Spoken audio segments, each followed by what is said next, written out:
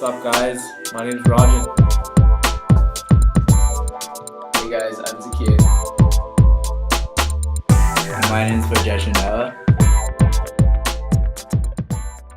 Initially, one of the things we wanted to do was make this into a funny presentation to keep you guys all entertained, but we're not going to be able to do that since this is a pretty serious topic.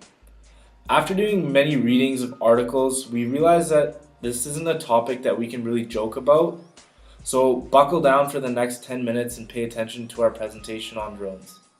Nothing is worse than the loss of innocent lives. This short clip here is of a girl whose village was bombed by manned airstrikes, and they actually managed to hit her brother and her mother.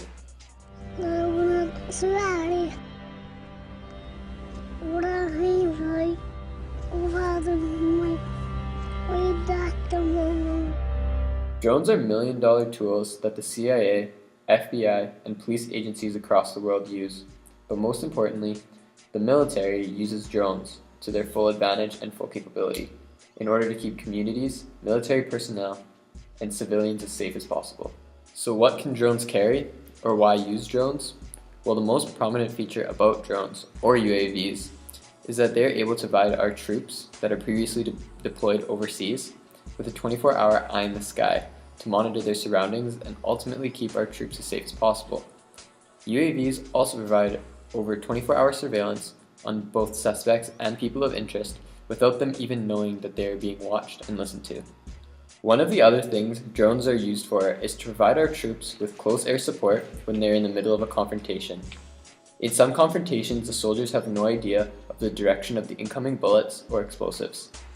Using a UAV, they can find, track, and neutralize threats within minutes, a feat which would be much more dangerous and much higher risk if it was done without the use of a drone or airplane. In addition to the uses previously listed, UAVs watch the daily routine of locals to see what their normal behavior is so that they can compare it with the behavior of terrorists and distinguish what kind of suspicious activity they can consider a threat. Another thing drones are capable of is their ability to listen on mobile phones and radio conversations, which can provide pivotal information to our troops, keeping them more safe and also keeping entire communities safe if attacks can be prevented before they happen. Drones are able to carry over 250 kilos or 550 pounds of payload, of which could be many combinations of cameras that can pick up body heat, see at nighttime, and also in full HD color, or many types of laser-guided missiles, bombs, or other destructive devices, and even aid equipment that can be airdropped to soldiers in the field during dangerous confrontations. Check out this drone footage that we found online from Funker350, a YouTube channel solely dedicated to providing footage of military events.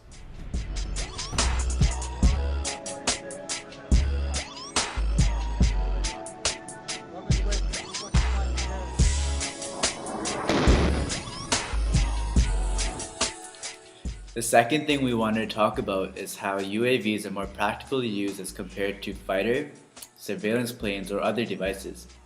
According to Time magazine, the most powerful drone currently being used by the CIA and the United States military, the MQ-9, also known as the Reaper, can cost up to $12 million per drone. However, the Predator drone, which is a scaled down but equally lethal and effective version of the Reaper, can cost roughly $5 million. This definitely benefits the military, as an estimate of the cost of an F-22 fighter jet states that they can cost up to 10 times more than a drone. A source online also stated it can be somewhere between $150 to $500 million just for a single F-22 fighter jet. Comparing the two types of different airstrike methods, drone strikes are undoubtedly much cheaper than engaging in manned air attacks and even ground attacks with land assault vehicles. According to the United States Department of Defense, we read that the United States military's entire drone program only constitutes about 1% of the entire annual military budget. In comparison, the military's F-35 Joint Strike Fighter program cost the United States $9.7 billion in just 2012 alone. Not only do drones make US military personnel safer, they also keep our Canadian troops who are there with them safe as well. Drones are usually operated from allied countries or bases in the United States. Therefore, they decrease the risk of US militant lives. Being in countries like Afghanistan on foot poses many threats to our troops. These threats include roadside bombs, suicide bombers, and landmines. So as you can see, there's no question when stating that drones 100% not only save civilian lives, but they also save our soldiers' lives in the field. This is a drone attack. Just kidding. That is actually footage from a video game called Call of Duty. However, that brings up a point that many anti-drone activists bring up about the emotional connection that they think drone pilots are lacking. Activists feel without having a pilot present, making decisions in the heat of the moment, the pilots of these drones do not realize what they are doing is actually killing real-life people. These anti-drone activists are saying more people than necessary are being killed because drone pilots are treating it like a video game similar to Call of Duty. However, this is not the case. As according to a political magazine website called Mother Jones, the CIA and Air Force both have a crew of designated and well-trained drone pilots, even though they operate the unmanned aircraft from control centers, which could potentially be thousands of miles away from the location of the surveillance or targeted killing operation. They are also at risk for mental health problems such as depression, anxiety, and PTSD at the same rate as pilots of manned aircraft flying in war zones are. Here's some footage of an actual UAV strike. Nothing is worse than the loss of innocent lives, but by using UAVs, one can reduce the risk of civilian casualties to a great degree. One of our major points was the reduction of civilian casualties. Here's a question for you guys. How many civilians do you think have been killed in drone strikes? And how many strikes in total do you think have been conducted as of today? Take a second to think about it, but don't call out any of the answers if you already know. The numbers surprised us, so we went out to ask a couple SFU students what they thought. Let's take a look at what they said. So how many people do you think drones have actually killed? Around 10,000. 1,000? Yeah. I'll probably say around 8,000. Alright. Roughly around 12,000. 12,000? Did you think around the same numbers as the SFU students thought? We certainly did.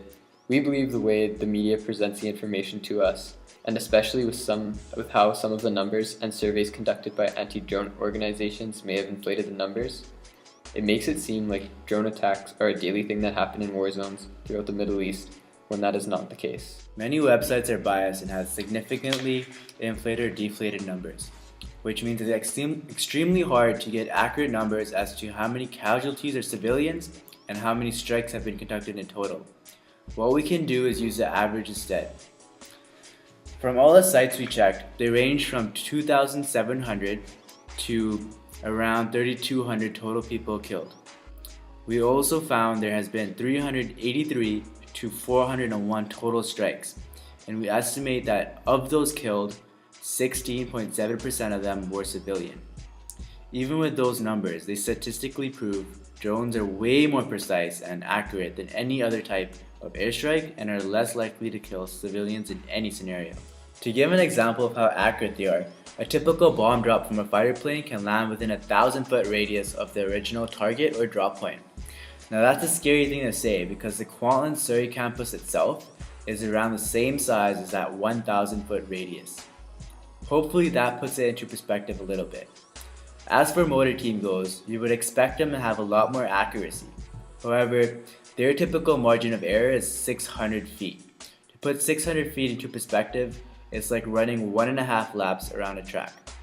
A drone though can go through a 9-foot big window with laser guided missiles. Now that's accurate. I'm not sure how many people in our class can throw a tennis ball through a 9-foot window, maybe 20 or 30 meters ahead of them. It could be worse though. If drones didn't exist, what would the military really do? They would have to rely on sending in teams and using radical bombing techniques and strategies, much like they did in the Vietnam War against the Viet Cong. One of the things the United States military did in Vietnam was using carpet bombing.